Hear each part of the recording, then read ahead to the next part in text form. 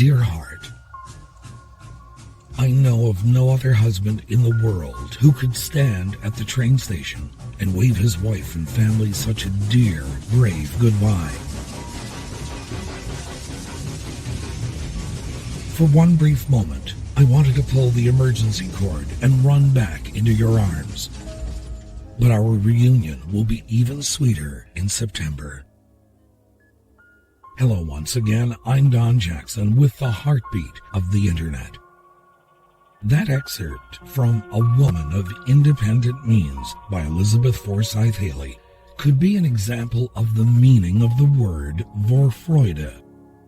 It means the joyful, intense anticipation that comes from imagining future pleasures.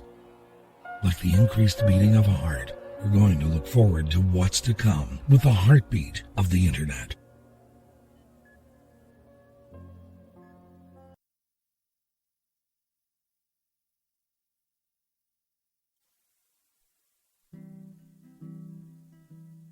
Joyce Carol Oates wrote, "My heart was already fattening up at the sight of him."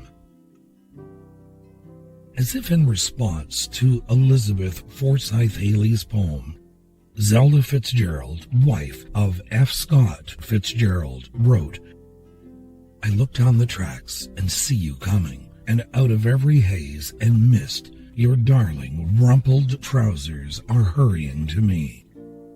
Without you, dearest, I couldn't see or hear or feel or think or live. I'm never in all our lives going to let us be apart another night. It's like begging for mercy of a storm, or killing beauty, or growing old without you.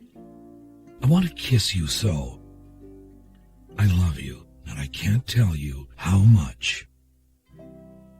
And the letter ends, "Your wife."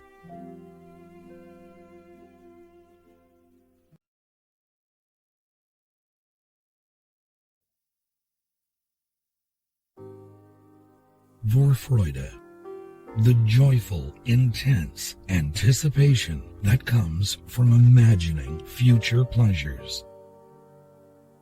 Dr. Ethel Esperson, in her book Dreams of Love and Fateful Encounters, The Power of Romantic Passion, wrote, and I quote, "If separated, the lovers live by two clocks, their own and each other's. She notes the hour when he usually rises and when he goes to sleep. If she imagines they are eating a meal or going to bed or looking out at the night sky at the same time, she is delighted. When apart, the lovers feel incomplete and unnatural. They find it hard to breathe, lose their appetite, and feel an emptiness in the chest. Each has a dread of something going wrong, imagining the worst when they are not in each other's company. There is a panic when the letters don't arrive. The call is cut short. The weekend canceled. The lovers alternate between feeling a need to be cared for and a wish to protect the other."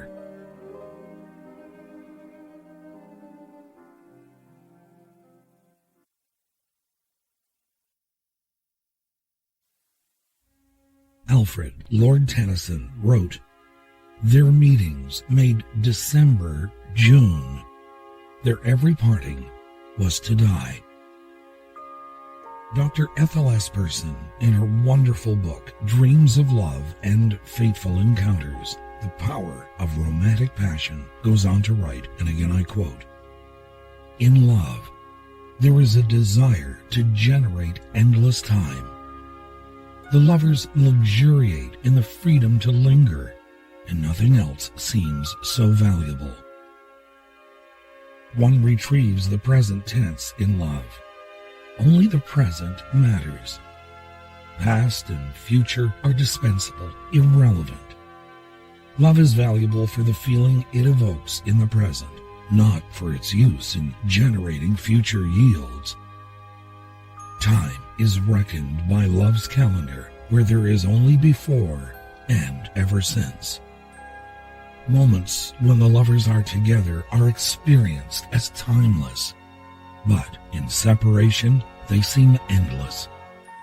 One is willing to wish one's life away if time would only pass in order to be reunited. As Shakespeare's Cleopatra pleads, "Give me to drink mandragora, that I might sleep out the great gap of time my Antony is away." Even when the lovers come together, there is an obsession, not only with each other, but with time. Promises are cast in terms of future assurances that the love will last forever. The specter overshadowing love is the fear that it will end.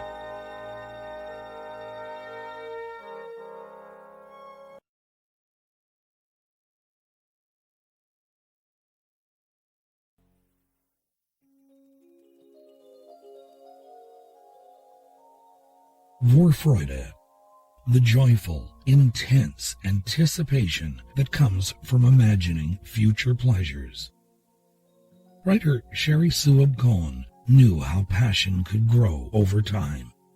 In a New Woman article in the September 1991 issue, she wrote, and I quote, "This kind of passion is when you love someone so well and long, you begin to perspire when you hear his key in the lock. You begin to perspire in anticipation of being held by the dearest person in the world." Note, I'm not talking about affection or how nice your home. I'm talking passion.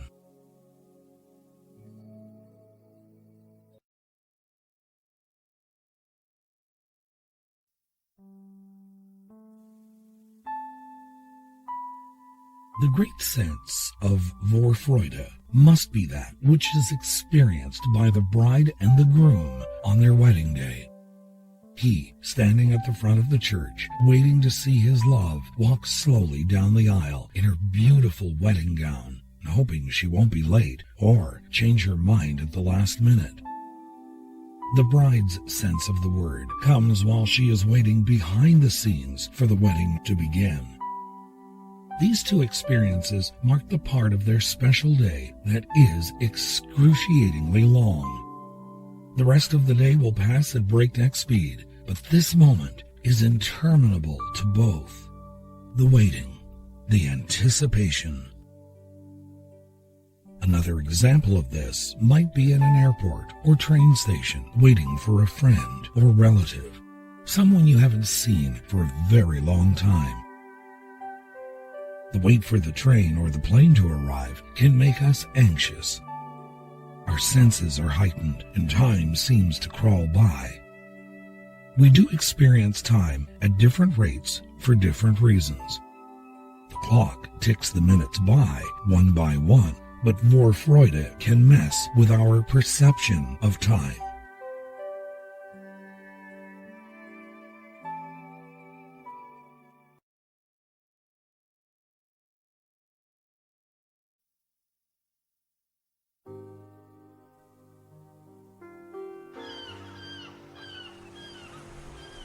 Isaac Newton said,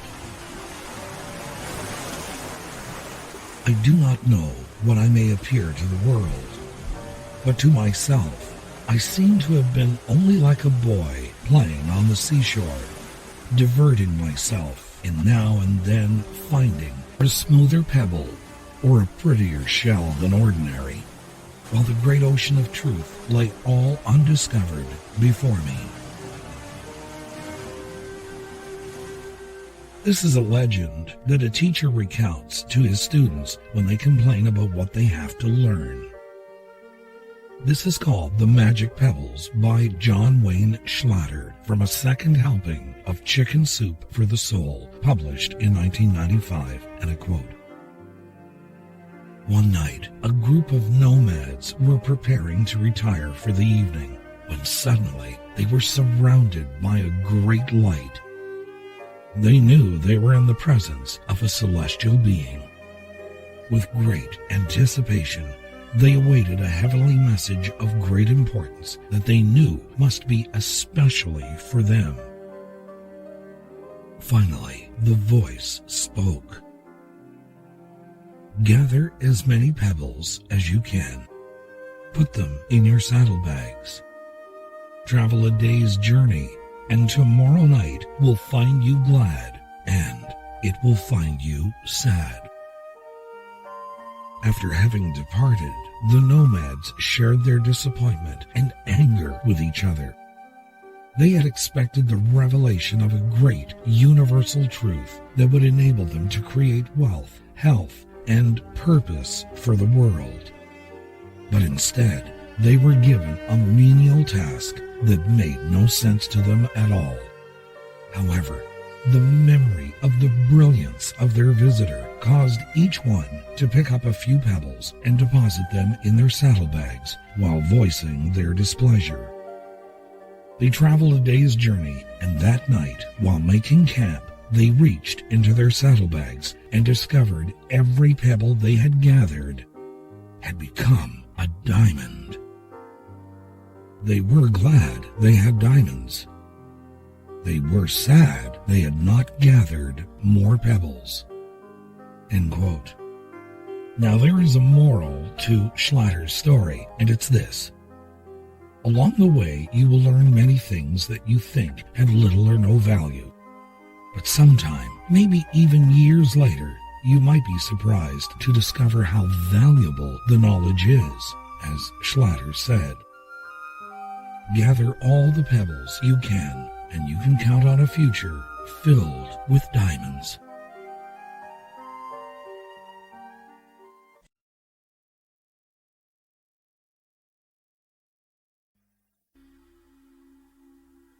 Vorfreude, the joyful, intense anticipation that comes from imagining future pleasures.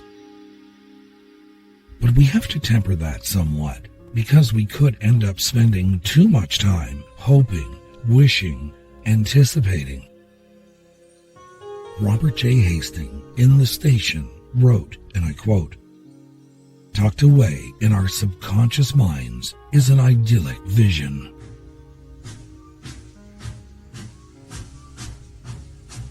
We see ourselves on a long, long trip that almost spans the continent. We're traveling by passenger train.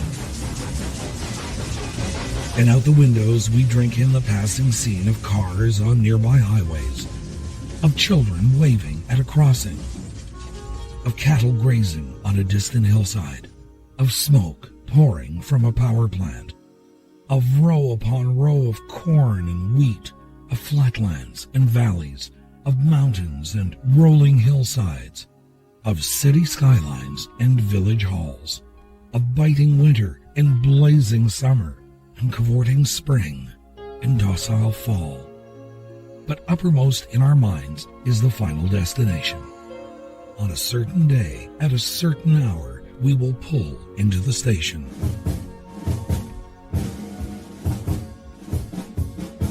There will be bands playing and flags waving. And once we get there, so many wonderful dreams will come true. So many wishes will be fulfilled, and so many pieces of our lives finally will be neatly fitted together like a completed jigsaw puzzle. How restlessly we pace the aisles, damning the minutes for loitering, waiting for the station. However, sooner or later, we must realize there is no one station, no one place to arrive at once and for all. The true joy of life is the trip. The station is only a dream. It constantly outdistances us. When we reach the station, that will be it, we cry. Translated, it means, when I'm 18, that will be it. When I buy a new Mercedes-Benz, that will be it. When I put the last kid through college, that will be it. When I've paid off the mortgage, that will be it. When I win a promotion, that will be it. When I reach the age of retirement, that will be it. I shall live happily ever after. Unfortunately, once we get it, then it disappears. The station somehow hides itself at the end of an endless track. It isn't the burdens of today that drive men mad. Rather, it is regret over yesterday or fear of tomorrow. Regret and fear are twin thieves who would rob us of today. So, stop pacing the aisles and counting the miles. Instead, climb more mountains, eat more ice cream, go barefoot more often, swim more rivers, watch more sunsets, laugh more, and cry less.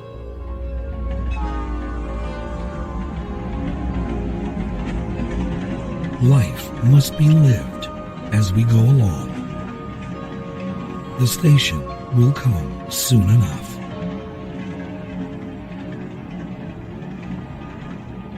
The words of Robert J. Hastings. Good night, sweet dreams. I'm Don Jackson.